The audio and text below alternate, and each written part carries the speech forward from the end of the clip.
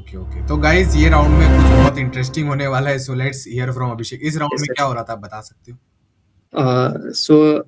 In this round, he asked me two DSA questions. These were not a standard okay popular questions that we see in like sheets. YouTube channels or in from any SD sheets. Okay okay This was completely unseen. Like it is completely competitive programming or critical thinking questions. Okay code forces type question, right? Yes, sir. And Yes, were sir. You were you expecting interview में जाने के time पे कि No, इस type sir. का पहले ही दे देगा आपको? No, sir. So hello guys, with the name of God Ram Ram, let's start this video. आप लोग को पता ही होगा कि हमारे lovely 1-to-1 personal mentoring and day life training student जो हमारे कोहोर्ट से है, उन्होंने after years of effort and training and help and guidance Salesforce से off campus software engineering offer crack कर लिया है। तो देखो गाइस, मुझे आप लोग के यूट्यूब पर, लिंक्डइन पर, व्हाट्सएप पर बहुत सारे मैसेजेस आते रहते हैं कि सर ऑफ कैंपस में कहाँ अप्लाई करना है, कब अप्लाई करना है, ऑफ कैंपस के लिए क्या स्ट्रेटेजीज फॉलो करनी चाहिए ताकि हमको ऑनलाइन असेसमेंट्स की लिंक आए, इंटरव्यूज की लिंक आए। तो ये इस पॉडकास्ट के अंदर ये सारी चीजें एकदम डिटेल्ड में कवर की गई है कि कैसे करना है और क्या करना है, ताकि irrespective of the tyre of your college, हो सकता है आप टायर 1 कॉलेज से हो, tyre 2, tyre 3, tyre 4, irrespective of the tier of your college, you can secure a very good placement in off campus in product based companies in 2026, 2027, 2028, अगर आप एक एक स्ट्रेटेजी, ट्रिक और टिप फॉलो करेंगे जो इस वीडियो में कही गई है। तो गाइस, मैं आप लोग के लिए एक चैलेंज ला रहा हूं इस वीडियो में। सबसे पहले तो आप लोग बता दीजिएगा कि बाइसेप फ्लेक्स कौन से टाइम स्टैम्प पे हुआ था। दूसरा चैलेंज ये है कि इस वीडियो में ना मैंने टाइम स्टैम्प्स नहीं दिए हैं कि कब मैं स्टूडेंट के साथ हम ऑफ कैंपस स्ट्रेटेजी की डिस्कशन कर रहे हैं, कब हम स्टूडेंट के लिंक्डइन रेज्यूमे के बारे में बात कर रहे हैं, स्टूडेंट के सेल्स फोर्स के ऑनलाइन असेसमेंट के राउंड्स कैसे थे, स्टूडेंट के सेल्स फोर्स के इंटरव्यू के राउंड्स कैसे थे, स्टूडेंट की पर्सनल जर्नी क्या थी और डीएसए प्रिपरेशन जर्नी क्या थी। इसके टाइम स्टैम्प्स मैंने नहीं दे रखे हैं। आपको मुझे प्रूव करना है कि आप अपने पियर्स और कॉम्पिटिटर्स, कॉम्पिटिटर्स नहीं कहना चाहिए, अपने पियर्स से आप बेटर हो। कैसे पता चलेगा? जो मोस्ट ऑफ द बच्चे जो मेरे वीडियो देखते हैं वो जेंजी के हैं, तो उनका अटेंशन स्पैन बहुत कम होता है। तो ऐसी यूजफुल वीडियो भी वो लोग 10, 15, 20 मिनट के लिए भी नहीं देख पाएंगे। बट अगर आप 10, 15, 20 मिनट के लिए देख पाते हो तो आपको पता चल जाएगा कि कौन से पार्ट में ऑनलाइन असेसमेंट की बात हो रही है, कौन से पार्ट में लिंक्डइन रेज्यूमे ऑफ कैंपस की बात हो रही है, और कौन से पार्ट में इंटरव्यू और प्रिपरेशन स्ट्रेटेजी और पर्सनल जर्नी की बात हो रही है। तो जैसे ही आप वीडियो देखो, आपको एक एक टाइम स्टैम्प नीचे लिखना है कि ये टाइम स्टैम्प पे ये चीजों की बात स्टार्ट हुई है, ये टाइम स्टैम्प पे ये चीजों की बात स्टार्ट हुई है। तो इन सारे चीजों को आपको नीचे कमेंट में डालना है याद से। जो जो ये करेगा, समझ जाना आप 40 एलपीए डिजर्व करते हो फ्रॉम सेल्सफोर्स और any top product based company. So guys, before starting the actual podcast, एक और चीज आप लोगों को मैं कहना चाहूंगा, विच इज मैं फ्री वीकेंड लाइव ट्रेनिंग देता हूं डीएसए ओईसीपी की। उसका व्हाट्सएप ग्रुप का लिंक डिस्क्रिप्शन में मिल जाएगा, तो please join it so you can study for free from me. और गाइज, हमारा जो फ्री कोर्स है 51 आवर का फॉर डीएसए ओईसीपी, उसको भी अच्छे से करना है ताकि आपको एग्जैक्टली पता चले कि स्टैंडर्ड डीएसए और नॉन स्टैंडर्ड डीएसए दोनों कितना अमाउंट में करना है 2026 और 2027 में, ताकि जैसे मेरे स्टूडेंट ने अच्छे ऑफर्स क्रैक किया, आप लोग भी कर पाओ। So with the name of God Ram Ram, let's start the podcast. Hello guys, I am Kumar K. Previously I worked as a software engineer at Amazon and Media.net, and आज हम बहुत खुश हैं because our lovely student Abhishek Jaiswal has cracked off-campus software engineering offer from Salesforce as a 2026 graduate. तो इस podcast में हम detail में समझने का ट्राई करेंगे कि अगर आप 2026 ग्रेजुएट हो या अपकमिंग ग्रेजुएट्स हो 2027, 2028, आप क्या चीजें कर सकते हो ताकि आप ऑफ कैंपस में प्रोडक्ट बेस्ड कंपनीज में सॉफ्टवेयर इंजीनियरिंग ऑफर्स क्रैक कर सको। So let's start this podcast. Abhishek, can you give a small introduction to our audience? Abhishek. Okay, sir. So, hi everyone. Myself Abhishek Jaiswal from Siliguri, West Bengal. I am recently completed my bachelor's in mathematics and computing, and I have always been passionate about software engineering and AI. So, throughout my college, I explored different domains like Monstack, machine learning, deep learning, and generative AI through projects, hackathons, and internships.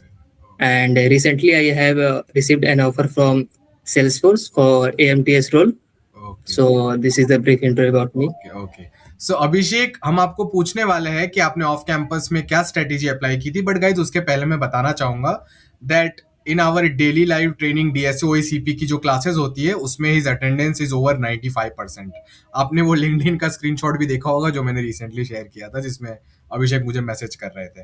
तो अब हम अभिषेक से जानने की कोशिश करते हैं कि अभिषेक ने ऑफ कैंपस में क्या स्ट्रेटेजी अप्लाई की थी और कैसे सेल्स फोर्स में अप्लाई किया था। तो अभिषेक, आप बता सकते हो कि लाइक सेल्स फोर्स में आपने कैसे अप्लाई किया as a 2026 grade? So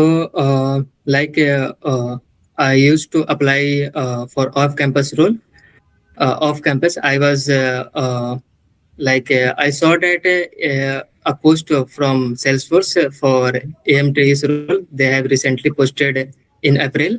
And you saw So that I saw that on LinkedIn, right? LinkedIn, yes, sir. I saw Okay. that on LinkedIn. Yeah. Then. Then I thought that instead of directly applying to the role, I should go for referral. Hmm. So I approached to the HR of Salesforce, who had just posted those roles. Okay. Then she asked for for my resume. She had gone through my resume and then replied back me in within Hmm. 1 week, 1 or a half week. She referred me, and then I applied through the referrals, Hmm. and within a week, I got the OA link. uh, OA links. Okay, तो मतलब rather than directly applying आपने HR recruiter को contact किया, right? तो उसके through process easy हो गया आपका, राइट? तो गाइज ये Yes, sir. इंपॉर्टेंट पॉइंट हम समझ सकते हैं, like rather than directly applying, या तो आप एम्प्लॉयज को रीच आउट करो या तो एचआर रिक्रूटर को रीच आउट करो, उससे चांसेस बढ़ जाते हैं। कोल्ड मेलिंग Yes, वगैरह sir. भी आप लोग कर सकते हो। अभिषेक, अब आपका ओए होने वाला था उसके कुछ दिनों बाद, बट उसके पहले मैं आपसे जानना चाहूंगा, देखो बहुत सारे ग्रेजुएट से 2025, 2026, 2027 वो भी ऑफ कैंपस में ट्राई कर रहे होंगे, तो क्या आप Yes, sir. कुछ रियलिटी शेयर कर सकते हो कि जनरली अप्लाई कितनी बार करना होता है, और आपके साथ क्या हो रहा था? क्या आपको रेगुलरली ऐसे टाइप की कंपनीज के इंटरव्यूज आ रहे थे, कि क्या हो रहा था, और कितने महीनों से आप अप्लाई कर रहे थे सेल्स फोर्स के पहले? मैं तो 5-6 महीने से अप्लाई कर रहा था, और रियलिटी तो यही है कि अगर आप डायरेक्टली अप्लाई करते हो तो चांसेस 1% भी नहीं है कि आपको वो मिल जाए, क्या बोलते हैं, ओए वगैरह आपको मिल जाए या फिर शॉर्टलिस्ट भी हो जाओ आप। So instead of directly applying, I would say you have to approach to the recruiters or senior managers or senior engineers, got the referral, then apply. And you should also have a nice resume, like internships and real world projects, and you should also have good coding skills. And for that, like a resume and LinkedIn, your LinkedIn should be also very clean and professional. अच्छा, So for that, I used I go through the LinkedIn resume training provided by your course. Okay, got it. फिर I reviewed your LinkedIn and resume as well. Yes, sir. Guys, till the end Yes, sir. इनका LinkedIn resume बहुत अच्छा हो गया था. We will attach your LinkedIn and resume link in the description of the video, तो बच्चों sir. देख के उनको आइडिया लगेगी कि कैसा LinkedIn resume होना चाहिए. अब मैंने नेक्स्ट क्वेश्चन यहाँ पर लिख के रखा है. एक्चुअली ये क्वेश्चन बहुत पॉपुलर है. अगर आप लीड कोड डिस्कस भी देखोगे अभिषेक, तो हर 2 दिन में कोई ना कोई सेल्स फोर्स ओए की बात कर ही रहा होता है. Yes, sir. तो अब आप सच सच बताइए कि सेल्स फोर्स ओए में क्या हो रहा था, लाइक आपको कितने दिन बाद मेल आया, और फिर कितने क्वेश्चंस थे, और कितने घंटे का ड्यूरेशन था, क्या था, जो स्टैंडर्ड थे क्वेश्चंस या न्यू थे आपके लिए, क्या हो रहा था? आप प्लीज डिटेल में बताना चालू कीजिए. Standard तो एक भी नहीं थे. I got the OA link within a week, not within a week, within 3 to 4 days. Okay. The OA consisted of 3 questions, 3 DSA questions only. Okay. All the 3 questions were unseen, they were of story based questions, like competitive programming based questions. Okay, CP type of questions, but on which platform was the OA being taken? HackerRank? HackerRank. Okay, और कितने घंटे का duration था अभिषेक? 2 hours duration था. Okay, तो आप बता सकते हो फर्स्ट क्वेश्चन कौन से टॉपिक का था और क्या चल रहा था? So first question was like a medium to hard type question. Okay. So it was understanding the question was very easy, but writing the code was a little bit tougher, because it was based on sortings and greedy merge type questions. Okay, तो उस type का. And the last 2 questions were very hard. Second question was based on state management and 2D DP. Okay. And the third question was DP on graph, and multidimensional DP's concept were also involved. Okay. So like बहुत hard questions थे, तो आपने कैसे किया? Yes, sir. क्या आपने उनको एक झटके में ही सब डील करके पास कर लिया, कि टाइम लगा था? क्या हुआ था? टेस्ट केसेस क्या आपके No, sir. सारे पास हो गए थे, कि क्या हो रहा था? आप बता सकते थोड़ा? For first question, it took me around 30 minutes, since it was easy, but understanding the problem was a little bit tougher. Okay. then writing the code. So like 20 minutes gone for understanding the problems, and writing the code was also like a tricky kind of thing. Okay. And for the like it was very initially it was very hard and tough for me to understand the problem and then write the code. Okay. Okay. And first question I understood the like optimal approach Okay. and wrote the code. All the test cases were passed. For the second question it took me around 50 minutes. Okay. So for that it was very tough, like it was very hard question on DP. Okay. Okay. DP and state management and 2D DP both were concepts were involved in that. Okay. So understanding the question is like similar as the first one. Understanding the problem was very difficult. Okay. And first I tried the brute force approach so that it could pass the like some of the partial test cases. Yeah, and that gives a good idea also ना कि हमारा logic Yes, sir. सही भी है कि नहीं, right? Yeah. Got it. Yes, sir. Okay. Then I go for the optimal solution.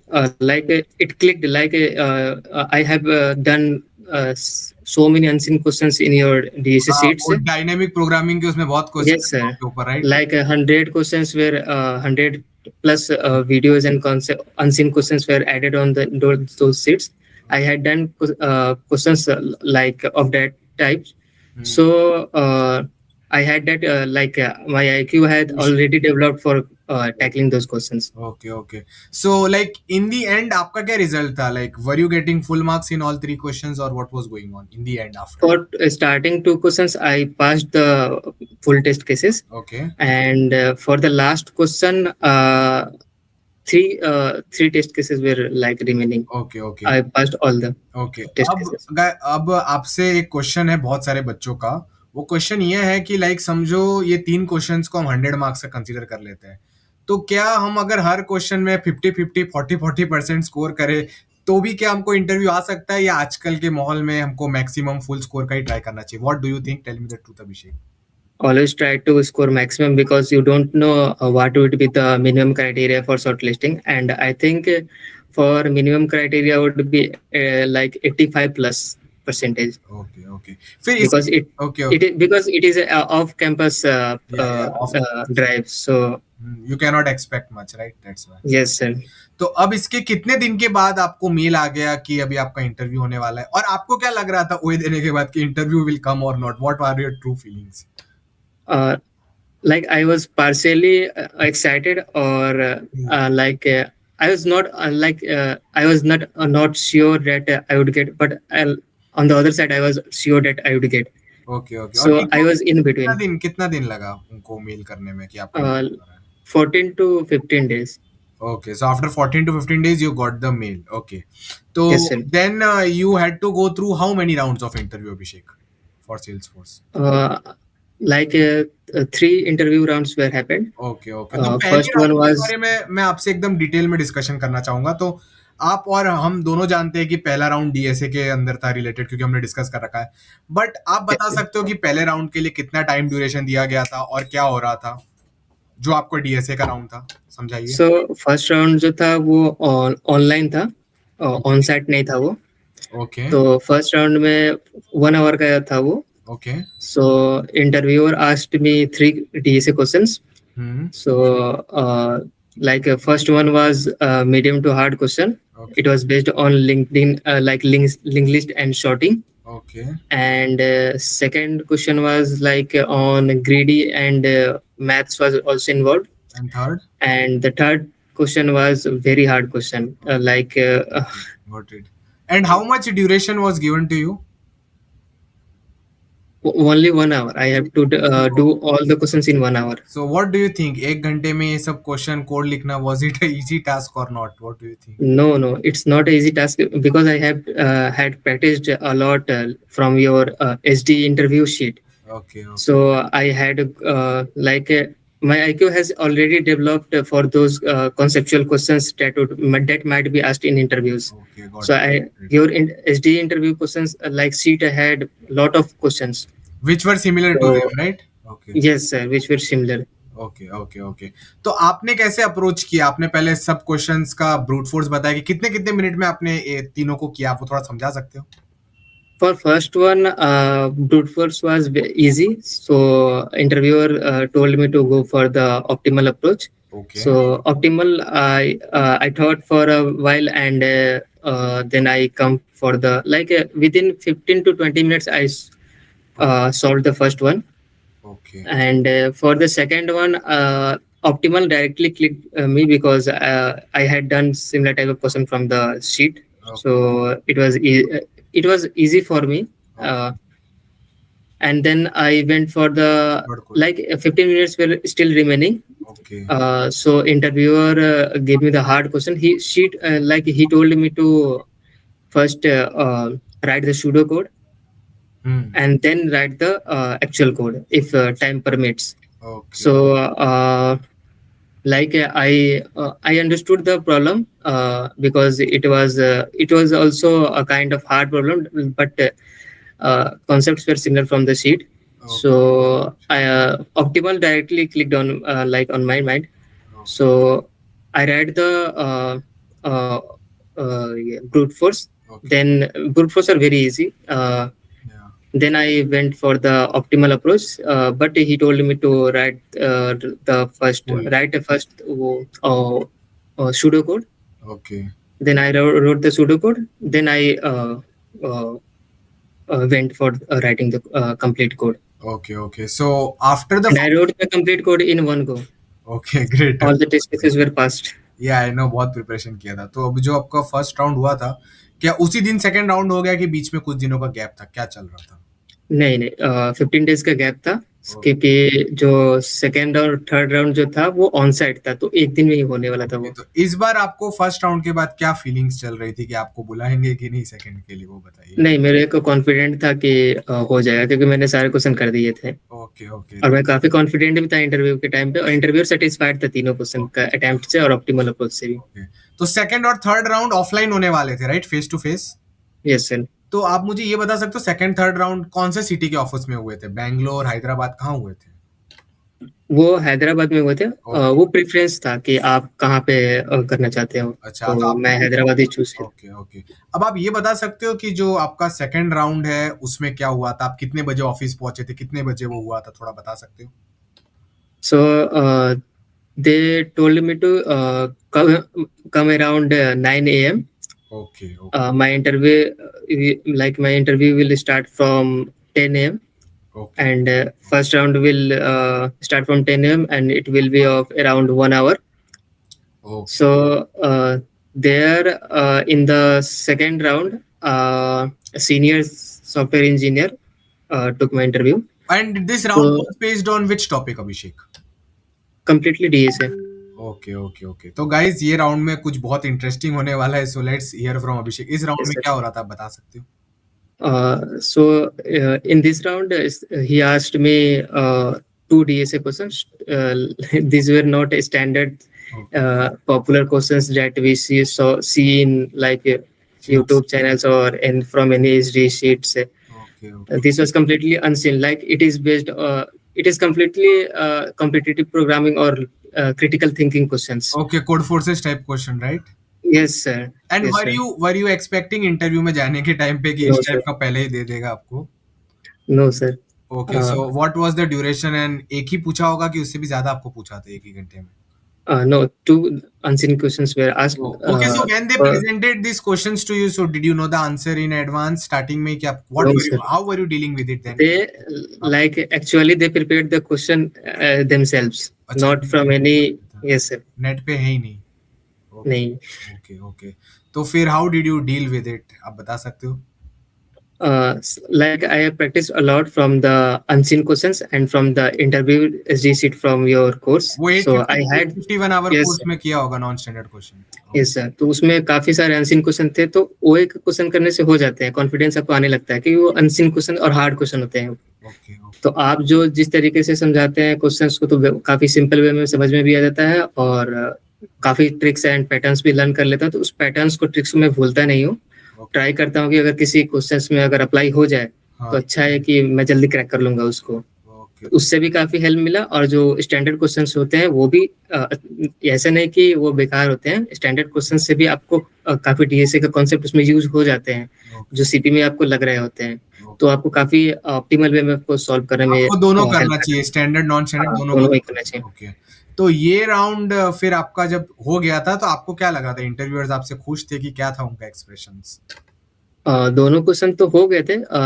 First question का मैं कोड कर दिया था, वो काफ़ी हार्ड क्वेश्चन था, ट्राया वगैरह, ट्राया और रेंज अपडेशन वगैरह का क्वेश्चन था। मैं एक्सपेक्ट नहीं किया था कि ट्राया भी मेरे से पूछ देगा इंटरव्यू में।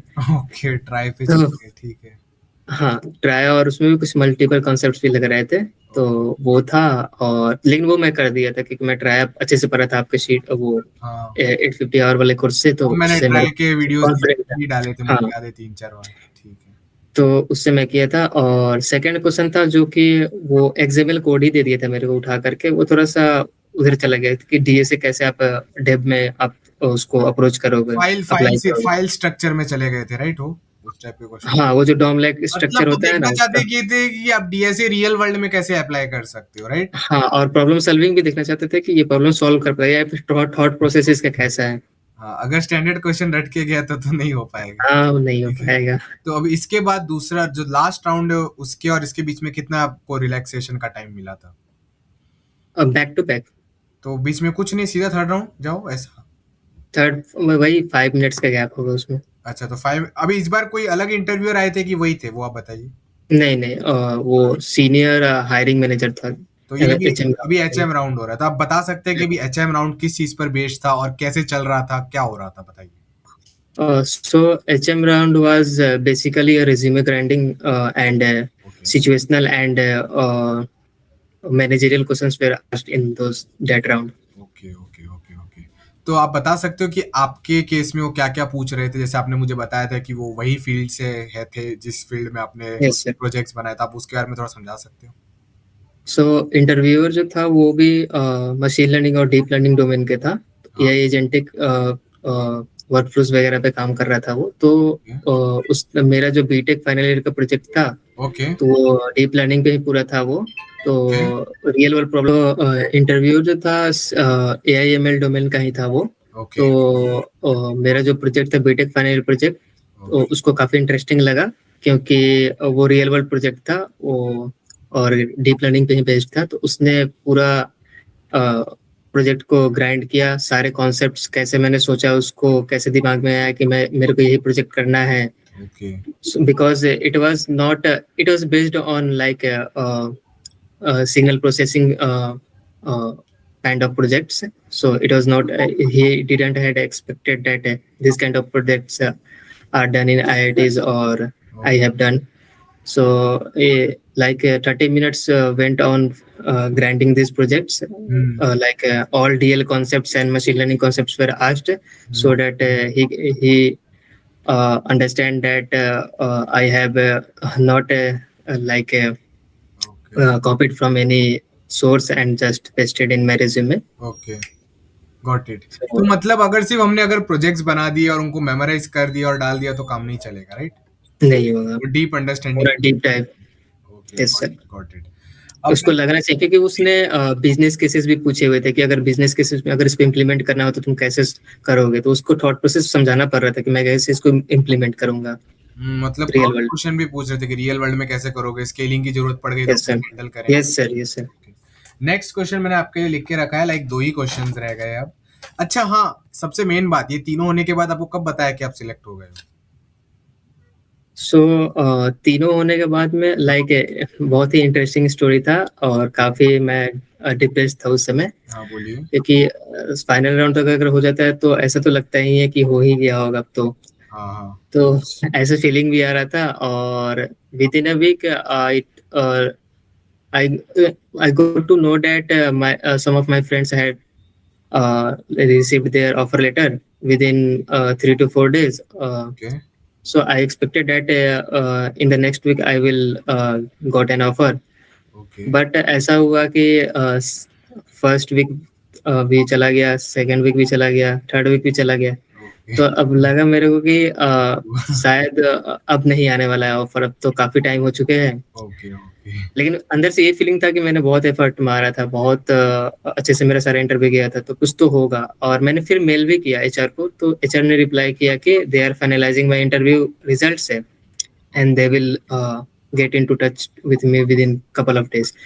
So मैं उस समय रिलैक्स हो गया कि हाँ, अगर इंटरव्यूज वगैरह अगर फाइनलाइज हो रहे हैं तो ऐसा हो सकता है कि पहले 10 लोग को ऑफर दे देंगे, बैचेस में दे रहेंगे ऑफर, ओके ऐसा भी हो सकता है। और ऐसा ही हुआ हो रहा था कि कुछ स्टार्टिंग के 10 लोग को ऑफर दे रहे थे, उन लोगों का रिलोकेशन वगैरह प्रोसेस करके देन उसके बाद फिर 10 लोग को दे रहे थे। तो टेंस्ड होने का कोई बात नहीं है, वो लोग ऐसे करते हैं कभी कभी। ओके तो 20 दिन के बाद मेरे को ऑफर लेटर आया। Okay okay so congratulations one more time Abhishek, बहुत हार्ड वर्क किया। Thank you so much sir. अब 2 क्वेश्चन यहाँ पर मैंने लिख के रखा है। पहला क्वेश्चन ये है कि आपकी डीएसए जर्नी कैसी थी और आपने कैसे डीएसए को करा था, और आपने कौन से ईयर में डीएसए करना चालू किया, कौन से प्रोग्रामिंग लैंग्वेज में डीएसए किया, और आपके क्या थॉट्स है standard DSA non standard DSA पे। तो आप अपना डीएसए जर्नी थोड़ा डिटेल में बताइए अभिषेक। So in the first year, I was afraid about DSA because in college they don't like professors taught data structures, and they taught very basic levels, and their explanation is not much good as like you taught in your course in a very simple way, because I understand very hard questions in a simple manner by you. Okay. So in first year I didn't have any पहले DSA से आपको first year में डर लगता था? First year में भी था, एंड देन सेकेंड ईयर में भी मैंने ट्राई किया स्टार्ट करने का। फिर मैं डायरेक्टली कम्पिटिटिव सीपी पे चला जाता था, क्योंकि मैं मेरे जो सराउंडिंग में थे कॉलेज में, तो वो लोग डायरेक्ट सीपी ही करते थे। तो लीड कोड वगैरह कोई उतना देखता नहीं था, तो डायरेक्ट सीपी करने से भी वो आइडिया नहीं आ पाता था, क्योंकि अगर आप डीएसए करते हो तो सीपी आसान होने लगता है, क्योंकि आप वहाँ पे डेटा स्ट्रक्चर का यूज करते हो। और अगर डीएसए नहीं अगर आता है, तो अगर डेटा स्ट्रक्चर आपको नहीं पता है, तो आपको काफी सोचना पड़ता है क्वेश्चन को, किसी प्रॉब्लम को सॉल्व करने के लिए सीपी का। तो वो नहीं हो पा रहा था मेरे से, तो मैं उसको फ्रस्ट्रेट होकर के छोड़ दिया। अब उसके कारण मेरे को लगता था कि मेरे को कोडिंग ही नहीं आता है। मेरे को ये नहीं पता था कि उसके लिए डीएसए इम्पोर्टेंट होता है। तो सेकेंड ईयर में मैं डेटा साइंस वगैरह कर रहा था। मैंने सोचा कि जो मैं पहले भागना चाहता था कि जिसमें डीएसए नहीं इन्वॉल्व होगा, जो टेक्नोलॉजी में, उसको मैं करूंगा। तो पहले मैं साइबर सिक्योरिटी किया, देन डेटा साइंस किया। डेटा साइंस किया तो अब इंटर्नशिप के टाइम पे कंपनी ही नहीं आ रही थी उस टाइम पे। अभी तो काफी डेटा साइंस का ओपनिंग होते रहता है। उस टाइम पे 2024 के टाइम पे आती ही नहीं थी कंपनी। उस समय सिर्फ एसडी रोल्स और सॉफ्टवेयर रोल्स की आ रही थी। तब मेरे को रियलाइज हुआ कि नहीं, डेटा साइंस में भी डीएसए का यहाँ पे कोडिंग तो करना ही है, मशीन कोडिंग करना है, मशीन को ट्रेन करना ही है, तो यहाँ पे पाइथन का यूज हो ही रहा है, तो क्यों नहीं सीख ही लेते हैं। लेकिन मेरे को वो चाहिए था कि मेरे को कोई स्ट्रक्चर्ड वे में सारी चीज प्रिपेयर करते थे, लाइक पूरा कंप्लीट रोड मैप।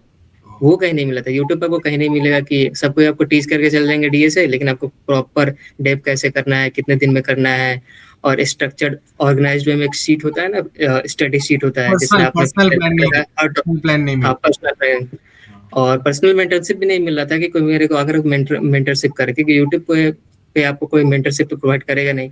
तो वो कोर्स के थ्रू मिला और मेरे को अच्छे से समझाया गया कि हाँ कैसे कैसे तुमको चीजें करनी है। तो वहां से मेरे को, मैं थर्ड ईयर में स्टार्ट किया था इसको। थर्ड ईयर का भी वो 5th सेमेस्टर खत्म हो गया था, like half of the internship has gone. देन मैं एक दिन में वही लिंक्डइन में स्क्रॉल कर रहा था, तो मैं पोस्ट देखा सिलेक्शन वाला आपके थ्रू। वो भी मेरे सीनियर्स ने किसी ने लाइक किया हुआ था, तो मैं आपके बारे में पहले जानता भी नहीं था।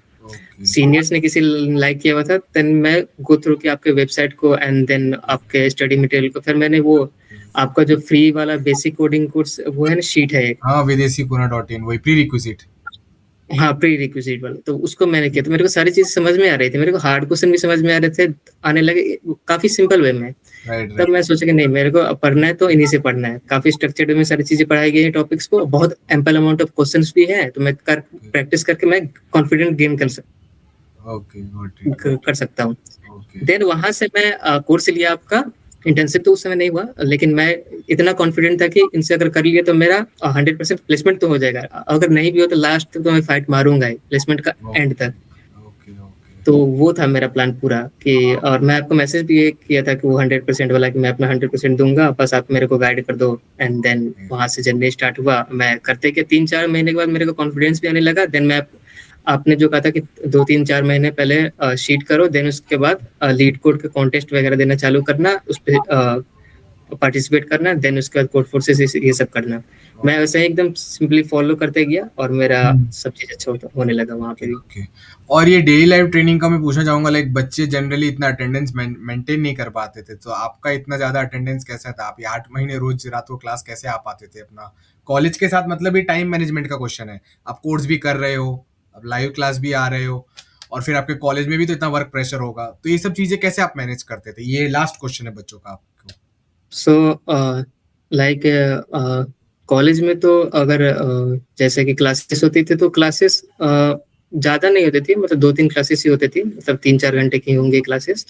फिर उसके जो मेरे पास टाइम बचता था तो मैं 5 आवर मेरा डेडिकेटेड रहता कि कुछ भी हो जाए मेरे को डेली 5 आवर डीएसए करना ही है तो करना ही है, कुछ भी हो जाए मेरे को। वो मैंने बोला, देन उसके टाइम रिमेन मैंने 5 आवर डीएसए डेली कहीं ना कहीं बोला होगा, राइट? ये सर आपने बोला था कि 8 आवर पर डे करना है, 8 to 10 आवर, लेकिन टाइम ठीक है 8 आवर नहीं कर सकते, लेकिन जितना टाइम होगा उसको तो यूटिलाइज कर सकते हैं ना डीएसए करने के लिए। ओके। तो और साथ साथ में मेरे को डेव स्किल भी अच्छे करने थे, तो मैं अगर टाइम बचता था तो मैं कर लेता था 1-2 घंटे पर डे, या फिर मैं सैटरडे संडे को रखता था डेव के लिए कि मैं उस दिन दोनों दिन कम्प्लीटली डेव ही करूंगा। डेव का आपसे मतलब है डेव में आप एआईएमएल को भी इंक्लूड कर रहे हो, राइट? एआईएमएल में एएमएल मैं बहुत पहले से करता आ रहा था, अच्छा, आप लेकिन मेरे को फुल स्टैक कम्प्लीटली आपके कोर्स से। ईयर से डेटा साइंस कर रहे थे, राइट? Yes sir. तो फुल स्टैक मैं आपके कोर्स से पूरे से स्टार्ट के सीखना, और दीदी और भैया ने काफ़ी हेल्प किया मेरे को डेव स्किल्स को इम्प्रूव करने में, और काफ़ी सारे मैं प्रोजेक्ट्स भी बनाए उनके साथ में। बहुत हेल्प मिला प्रोजेक्ट के कारण, क्योंकि मेरे रिज्यूमे अच्छा पहले दिखता नहीं था, तो वो वहाँ से दिखना स्टार्ट हो गया प्रोजेक्ट्स के कारण में। और उस डेव स्किल के कारण मैं काफ़ी सारे हैकाथॉन्स में भी पार्टिसिपेट कर पाया, क्योंकि कॉन्फिडेंस आ जाता है ना कि मैं डेव के प्रॉब्लम से सॉल्व कर सकता हूँ। वो कोर्स के थ्रू मेरे को बहुत लाइक हेल्प मिला। Okay okay okay. अब आपकी लास्ट 2 टिप्स क्या होगी उन बच्चों के लिए जो ऑफ कैंपस में इंटर्नशिप्स और इस क्या कहते हैं फुल टाइम के लिए ट्राई कर रहे हैं रिगार्डिंग डीएसए, और किस टाइप से अप्लाई वगैरह करना चाहिए? तो आपकी लास्ट 2 टिप्स सबसे इंपॉर्टेंट वाली क्या होगी उन बच्चों के लिए? सो फर्स्ट तो यही होगी कि पहले लिंक्डइन रिज्यूमे अच्छा करो। ओके। और लाइक ऑफ कैंपस में अगर शॉर्टलिस्ट हो जाए तो सबसे बड़ी बात वही है कि आप शॉर्टलिस्ट हो चुके हैं, वही लिंक आ चुका है, और एक भी अपॉर्चुनिटी को मिस आउट मत करना, उसको एज ए फाइनल अपॉर्चुनिटी समझना कि मेरा ये फाइनल है, इसके बाद मेरे को कोई ऑफ कैंपस मिलने वाला अपॉर्चुनिटी नहीं है, और पूरा 100% उसमें देना। और लिंक्डइन रिज्यूमे बहुत अच्छा रखो, तगड़ा रखो, सो डैट कि आपका जो एल्गोरिदम होता है लिंक्डइन का, उसमें आप ही पहले देखो, किसी भी कंपनी को जब हायरिंग के लिए जब वो पोस्ट डालती है ना, तो आप ही उसमें आओ पहले, तो वो काफ़ी इम्पोर्टेंट है। और कोडिंग बहुत अर्ली स्टार्ट करो, और स्ट्रक्चर्ड मैनर में ही करना कोडिंग, ऐसे नहीं कि किसी रैंडम यूट्यूब से स्टार्ट कर दिए चाहे कुछ भी करने लगे फिर उसका डिमोटिवेट हो गए देन छोड़ दिए, वैसा नहीं करना, स्ट्रक्चर्ड वे में करो। पहले मेरे को ये टॉपिक करना है, और देन इसका ये टॉपिक करना है, देन ये टॉपिक करना है, देन ये टॉपिक करना है।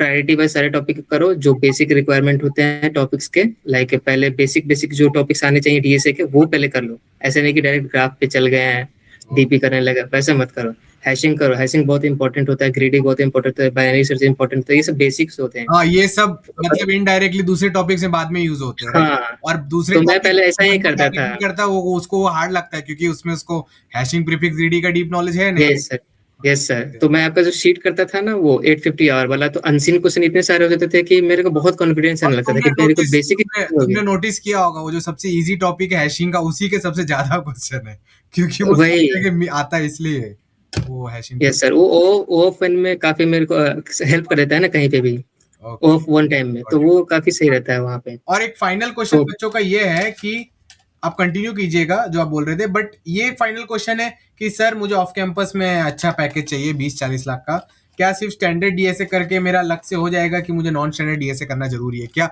एक ब्लाइंड 75 का शीट आता है, नीट कोड 150 शीट आता है, क्या सिर्फ उतना क्वेश्चन करना इनफ है कि नहीं? आपको क्या लगता है सर, बताइए। सीट वगैरह करने से तो सीट वगैरह करने से आपका डीएसए अच्छा हो जाएगा, लेकिन ओए कैसे निकाल पाओगे फिर? और ओए के लिए तो आपको अनसीन और हार्ड क्वेश्चन करने पड़ेंगे। सेकंड राउंड में हुआ था वो कैसे निकालोगे, राइट? नॉन स्टैंडर्ड वो कैसे निकालोगे? तो कुछ भी ऐसा नहीं है कि आप सर्टेन है कि हाँ ये सीट कर लेंगे तो मेरा हो ही जाएगा। अच्छा। कोई सीट करने से नहीं होगा, आप कंस्टेंटली आपको लाइक अप स्किल करते रहना पड़ेगा, कोडिंग करते ही रहना पड़ेगा, और वो भी अनसीन टाइप का हार्ड क्वेश्चन करते रहना पड़ेगा, ओए टाइप का क्वेश्चन करते रहना पड़ेगा, वहां से कॉन्फिडेंस आएगा।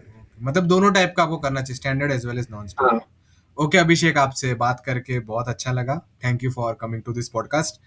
बहुत ज्यादा चांसेस है कि बहुत सारे बच्चे इस वीडियो को देख रहे होंगे, हमारे प्रोग्राम के स्टूडेंट्स और भी स्टूडेंट्स। सो आई होप वो आपको देख के इंस्पायर हो और अच्छे से ट्राई करें। So thank you once again Abhishek, congratulations.